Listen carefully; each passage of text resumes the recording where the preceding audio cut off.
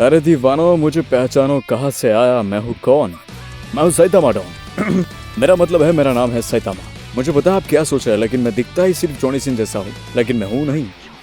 तो चलिए फटाफट शुरू करते हैं मेरी फ्लैशबैक की कहानी। आज से 3 साल पहले मैं भी आपकी तरह एक आम इंसान हुआ करता था। एक ऐसा इंसान जिसके पास ना तो छोकरी थी ना नौकरी।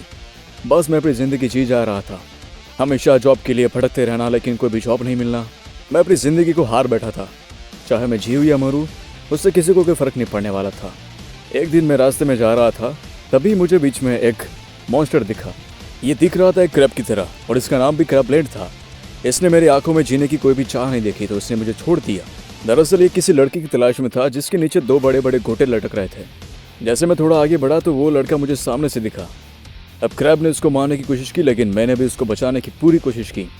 अपनी टाई को निकाल के मैंने उसकी आंखों में लपेट दिया और उसकी आंखों के अंदर से पूरा शरीर बाहर निकाल दिया। इसके बाद मैंने ठान लिया कि मैं एक हीरो बनूंगा, फुल टाइम हीरो।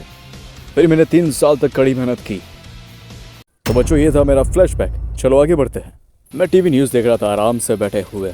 तब पता चलता है कि एक वैक्सीन मैन जेड सिटी में तबाही मचा रहा है। तो मैंने कहा चलो इससे जाके 2-2 हाथ करते हैं। वो एक लड़की को मारने वाला था, लेकिन उस बच्ची को मैंने बचा लिया। उसके बाद बस एक पंच में उसका काम खत्म, खलास। थोड़ी देर बाद वापस से एक और मुसीबत सामने आ गई। 2 सरफिरे भाइयों ने पूरी डी सिटी में तबाही मचा रखी थी, क्योंकि उसका जो छोटा भाई था वो एक टाइटन बन चुका था।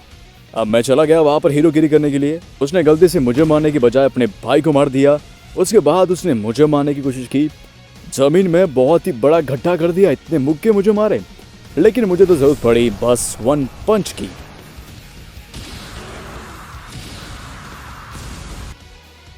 मैंने कहा क्या मामू, एक ही पंच में ढेर हो गया? उसे मारने के बाद मैं घर की तरफ निकला। अब घर जाते जाते भी वापस से एक और मॉन्स्टर मेरे सामने आ गया, जिसको भी मैंने बस एक ही पंच में ढेर कर दिया। अब बात ये नहीं थी कि मैं ताकतवर बनना था, बात ये थी कि ऐसा नहीं हो रहा कि पूरी दुनिया में से बुराई खत्म हो गई, और जब से मैं हीरो बना हूं तब से कुछ भी बदला भी नहीं। या फिर यूँ कहो कि जब से मैं हीरो बना हूं तब से कुछ भी बदला नहीं। लेकिन मैं इसके लिए दुखी भी नहीं हूँ। फिर भी बस एक चीज़ है जो मुझे हमेशा परेशान करती है।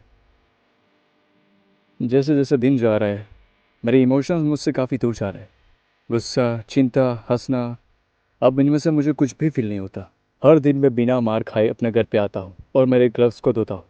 मेरा मतलब है कि ये जो हीरोगिरी मैं करता हूँ, बस मैं मज़े के लिए करता हूँ। जब तक इससे मुझे किक मिलती रहेगी तब तक मैं ये काम करता रहूँगा। अब ऐसा ही हो रहा था। एक दिन मैं अपने फ्लावर पॉट को पानी पिला रहा था, तभी साला एक मच्छर आके मेरे हाथ पे बैठ गया।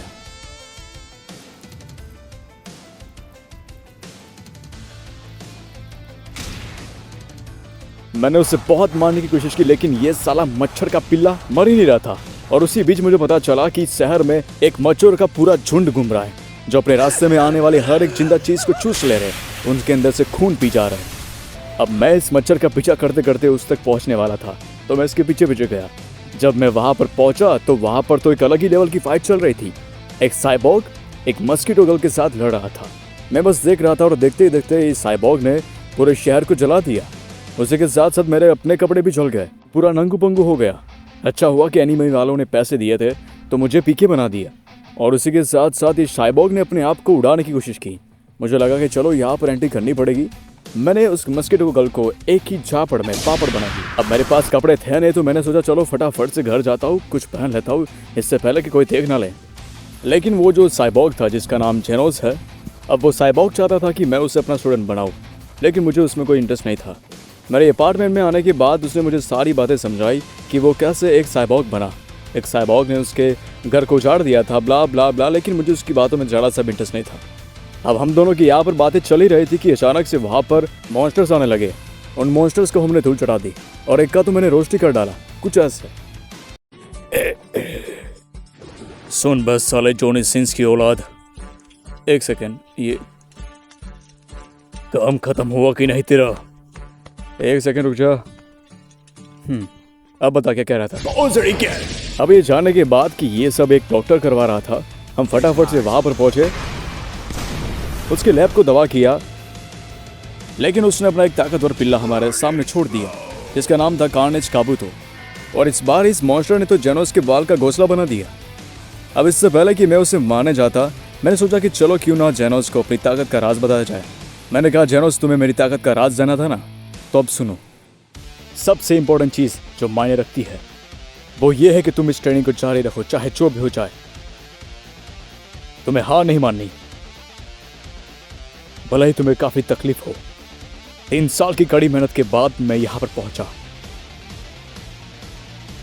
101 पुशअप्स, 101 सिटअप्स और 101 स्क्वाट और 10 किलोमीटर की दौड़, और वो भी हर रोज बिना थके।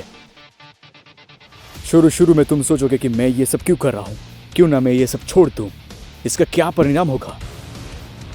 लेकिन मेरे लिए बहुत ही मायने रखता है, क्योंकि मैं सबसे ताकतवर हीरो बनना चाहता था, और भले इसके लिए मुझे खून की उल्टियां क्यों ना करनी पड़े।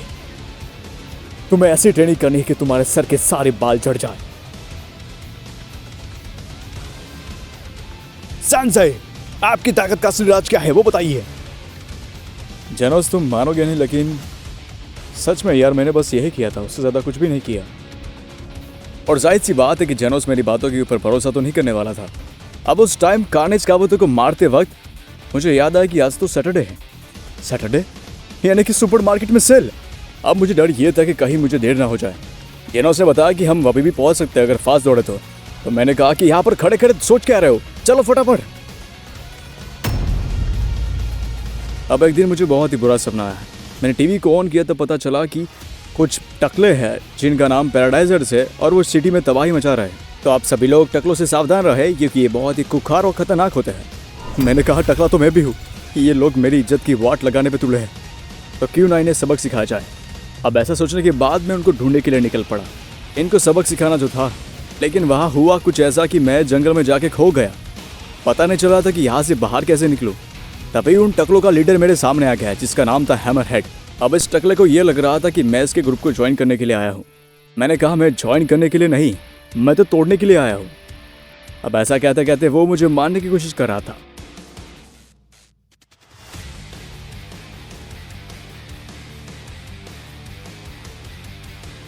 लेकिन मेरे एक पंच से ही उसके आर्मर की धज्जियां उड़ गई।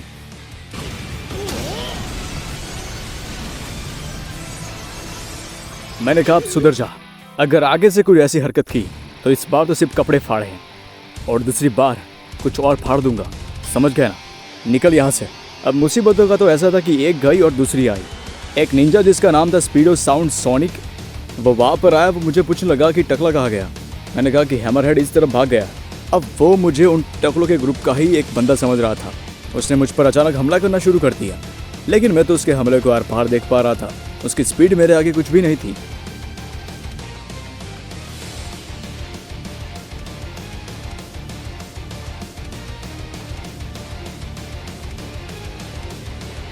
गलती से मैंने उसके अखरोट तोड़ दिए। मैंने कहा, सॉरी यार, माफ कर देना। जेनोस मुझे पूछ रहा था, लेकिन मैं कुछ सुनने के मूड में ही नहीं था। जेनोस, तुम्हें पता है, अभी तक कोई भी साला मुझे जानता ही नहीं कि मैं एक हीरो हूँ। मैं उनके लिए काम कर रहा हूँ, लेकिन कोई भी मुझे जानता ही नहीं। उसके बाद जेनोस ने बताया कि सेंस है, क्या आपने हीरो एसोसिएशन में रजिस्टर किया है? मैंने कहा कि नहीं। तो उसने कहा कि कर दीजिए, तभी आपको लाइसेंस मिलेगा, तभी आप एक हीरो कहलाएंगे। मैंने कहा, आज तक गाड़ियों के लिए लाइसेंस हुआ करता था, अब हीरो के लिए भी हो गया। उसके बाद देर कैसी थी, हम डायरेक्टली पहुंच गए एग्जाम सेंटर। वहां पर लोग मुझे देखकर ये सोच रहे थे कि ये बंदा कर ही क्या पाएगा।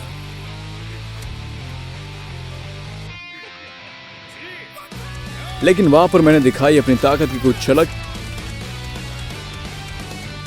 जिसे देख के लोग गए भड़क। लोगों ने कहा कि हाँ भाई, ये बंदा है कड़क। अब थोड़ी देर बाद रिजल्ट आ गए। जेनोस गया डायरेक्टली एस क्लास में और मैं रह गया सी क्लास में। कुछ टाइम बाद जेनोस ने कहा कि चलो सन से हम 1v1 फाइट करते हैं। मैंने लड़ाई के लिए हाँ कर दी। हमने लड़ाई शुरू की। इस बार जेनोस बहुत ही ताकतवर दिख रहा था। उसके पास मशीन गन्स और फायरिंग पावर पहले से बहुत ज़्यादा थी, लेकिन फिर भी मैंने उसे आसानी से हरा दिया। मेरे दैट पंच को मैंने उसके मुंह के आगे रोक दिया, लेकिन उसके पीछे का पूरा पहाड़ उड़ा दिया। चलो जेनोस, जाके सनी लियोन, मेरा मतलब है चलो कुछ खाते हैं।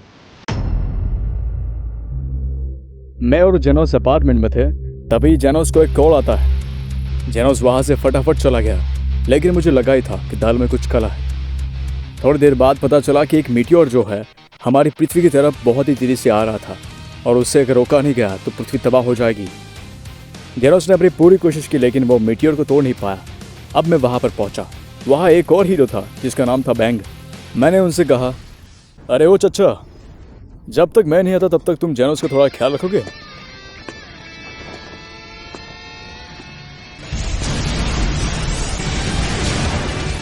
तो बोलो बजरंग बली की जय।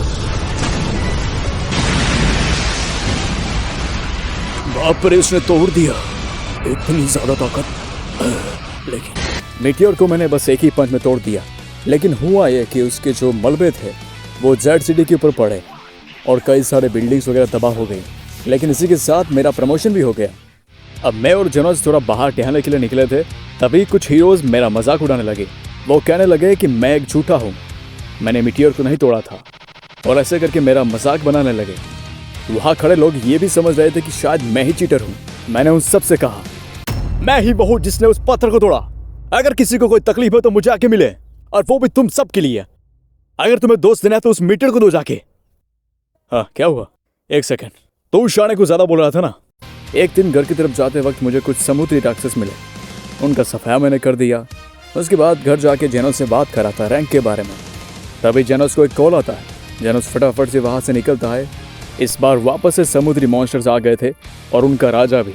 उनके राजा का नाम था डीप सी किंग। और इस बार जेनोस को काफी ज्यादा मार पड़ी थी।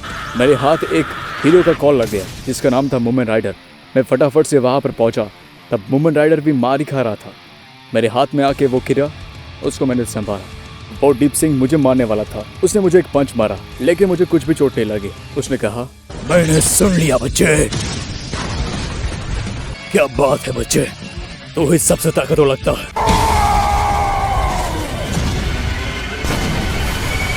और जैसे मैंने उसे खत्म किया, उसके बाद फिर से लोग शुरू हो गए। उनको लगा कि ये मॉन्स्टर काफी ज्यादा ही कमजोर था, इसीलिए ये मेरे हाथों मारा गया। मुझे ना चाहते हुए भी उनके ऊपर चिल्लाना पड़ा।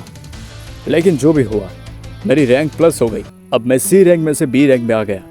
मैं घर की तरफ जा रहा था कि तभी मुझे एक स्टोर से बहुत ही अच्छी स्मेल आने लगी। मैं वहां जाके खाने का ऑर्डर देने वाला था, तभी मैं देखता हूँ तो वहां पर मूमेंट राइडर बैठा हुआ था। उसने मेरे लिए ड्रिंक मंगाई। मैंने कहा कि ऐसा क्यों?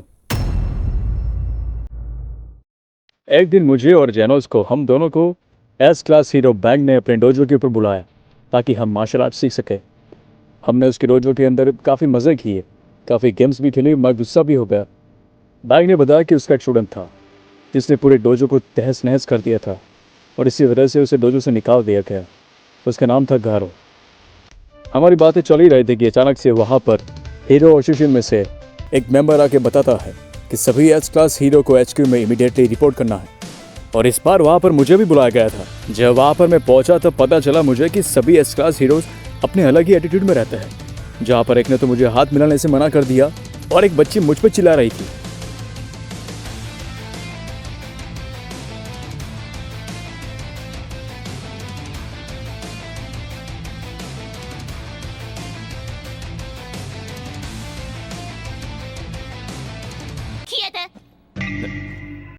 लगता है किसी का बच्चा खो गया है। ये बच्ची किसकी है भाई? मैंने उसे नज़रअंदाज किया। मैंने कहा चलो चलते हैं आगे।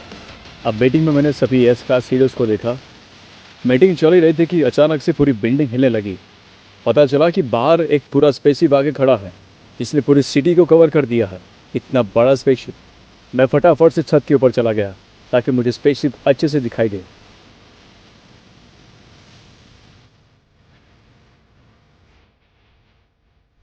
अब मैं डायरेक्टली स्पेसशिप में घुस गया और मेरी रास्ते में आने वाली हर एक चीज को मैं तोड़ता गया।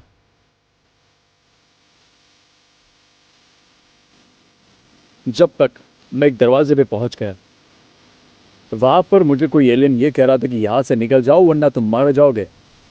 मैंने बताया कि मैं रास्ता भूल चुका हूं, कहां से निकलूं? तब उसने बताया कि दाएं लेकिन नीचे चले जाओ। मैंने कहा मैं तो बाएं ही जाऊंगा। ऐसे तैसे मैं सारे दरवाजों को तोड़ते तोड़ते डायरेक्टली इनके बॉस बोरोस के तहखाने में चला गया। अब ये एलियन भी शुरू हो गया इसने बताया कि ये कैसे ब्रह्मांड में घूमता रहा, किसी ऐसे की तलाश में जो उसे हरा सके। इस बेचारे का हाल भी मेरी ही तरह था। मैंने कहा चलो बातचीत में बहुत ज़्यादा टाइम वेस्ट हो रहा है तो फटाफट से फाइट की ना शुरू की क्या। मैंने इसे एक पंच मारा और एक ही पंच में इसका आर्मर टूट गया। इसके बाद से ये और भी ज़्यादा ताकतवर होने लगा। हम दोनों की फाइट शुरू हुई।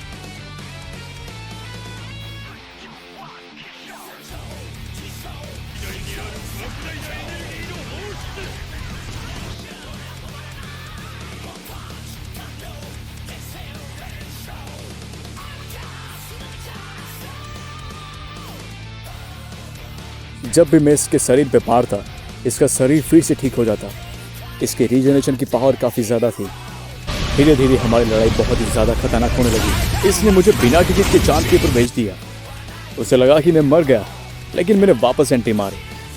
फिर से लड़ाई शुरू हुई।